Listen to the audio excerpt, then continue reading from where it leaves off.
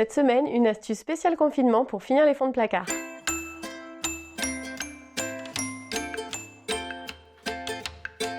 Si vous ne me connaissez pas encore, je suis Monique Thomas et vous êtes sur ma chaîne Saveurs et Simplicité. Sur ma chaîne et sur mon blog, vous allez trouver un certain nombre d'astuces pour gagner du temps en cuisine et également des défis pour vous mettre en cuisine chaque semaine et découvrir des nouvelles recettes saines, simples et savoureuses. Alors, en cette période particulière de confinement où on est bloqué chez nous et on va faire les courses un petit peu moins souvent, à la maison, on a décidé de vider un petit peu tout ce qu'on avait dans les placards. Du coup, je vous ai prévu une recette aujourd'hui spéciale fond de placard. Vous allez voir, c'est une recette super rapide et pour laquelle vous n'aurez besoin d'aucun produit frais. En effet, cette semaine, on cuisine avec des produits en conserve et c'est une recette du coup que vous pourrez faire n'importe quand, à n'importe quelle saison et qui pourra bien vous dépanner quand vous avez le frigo vide.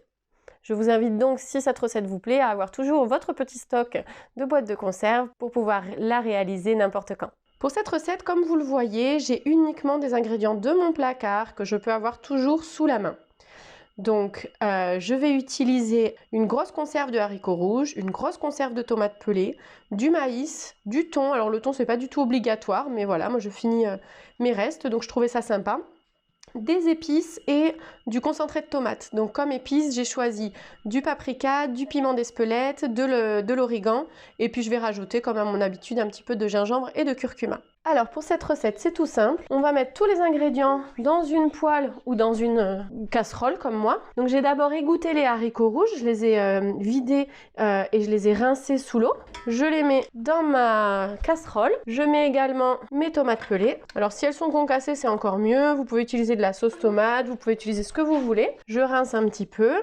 Ensuite, on va mettre le concentré de tomate, donc à peu près 2 cuillères à soupe, c'est pour donner un petit peu plus de goût. Tu le rebouches. Et ensuite, je vais mettre toutes mes épices.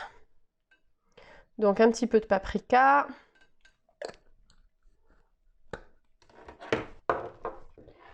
De l'origan. Vous pouvez aussi mettre des herbes de Provence. Vous mettez vraiment ce que vous voulez. D'accord ? Voilà.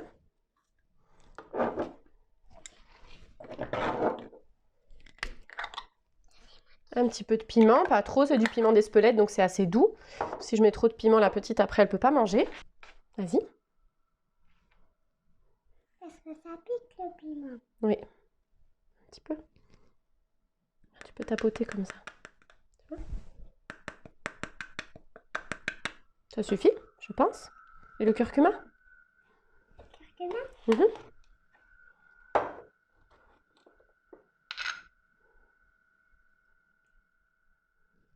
Je t'aide?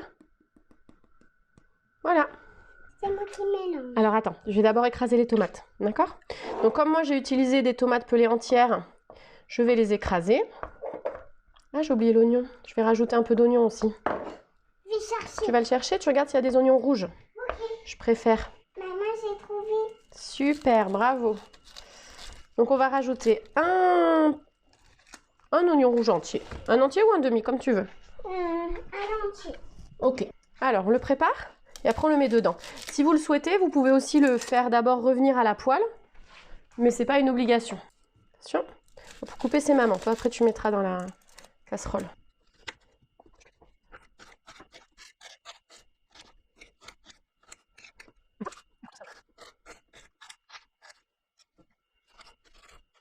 Allez, regarde.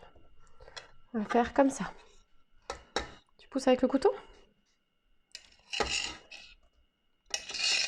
Bravo. Super. Je peux mélanger? Oui.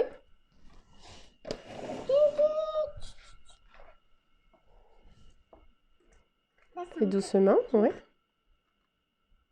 On va monter un petit peu le feu pour bien faire bouillir et dès que ça bouge, je vais le laisser revenir à feu doux pendant environ 20-25 minutes. Ça peut être moins, ça peut être plus. De toute façon, tout est déjà cuit puisque les haricots, on les a choisis cuits. Et à la fin, je rajouterai le maïs et le thon. Et après, tu fais comme ça.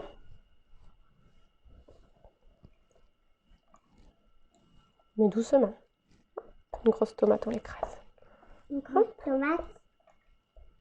Toi, la grosse tomate. Oui, puis toi, la grosse tomate. Voilà, je le laisse revenir pendant environ une demi-heure à feu doux et sans le couvrir parce que le but c'est que la sauce s'épaississe. Et pendant ce temps-là, je vais faire cuire mon riz.